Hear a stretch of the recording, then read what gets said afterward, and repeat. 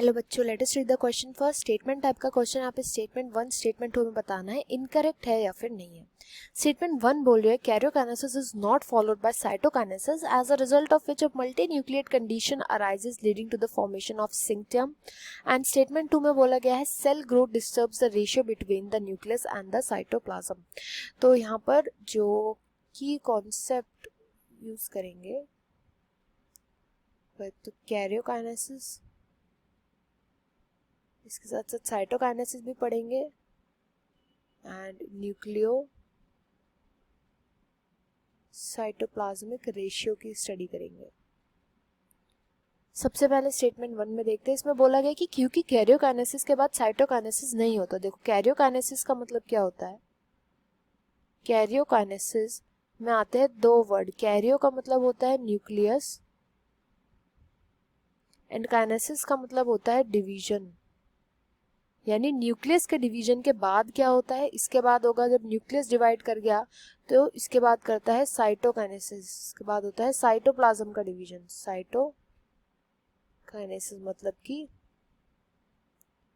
Cytoplasm का division.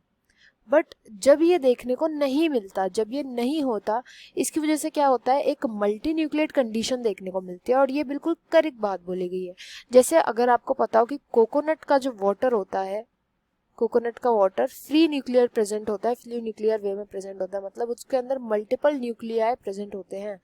Multiple nuclei condition क्यों होती है, क्योंकि केवल यहाँ पे न्यूक्लियस का डिवीजन हो रहा होता है, केवल कैरियोकाइनेसिस देखने को मिलता है। साइटोकाइनेसिस यहाँ पे देखने को ही नहीं मिलता, जिसकी वजह से सेल वॉल नहीं बनती। एंड इसको हम सीनोसिटिक कंडीशन भी बोल सकते हैं। सीनोसिटिक कंडीशन भी बोल सकते हैं, जहाँ सेल वॉल प्रेजेंट नहीं होती। तो स्टेटमेंट 1 जो है वो करेक्ट स्टेटमेंट है। देन इसके बाद सेकंड स्टेटमेंट में बोला गया है कि सेल ग्रोथ जो होता है वो डिस्टर्ब कर देता है ratio between the nucleus and cytoplasm. तो ये इनकरेक्ट हो जाएगा, फॉल्स स्टेटमेंट है। It is not cell growth, it is the DNA replication. DNA replication जो होता है वो खराब कर देता है। ये डीएनए रेप्लिकेशन की वजह से क्या होता है, जब डीएनए रेप्लिकेट कर गया तो न्यूक्लियस के अंदर जो डीएनए प्रेजेंट होगा वो बढ़ जाएगा, उसका जो कंटेंट है, क्योंकि वो बढ़ चुका है।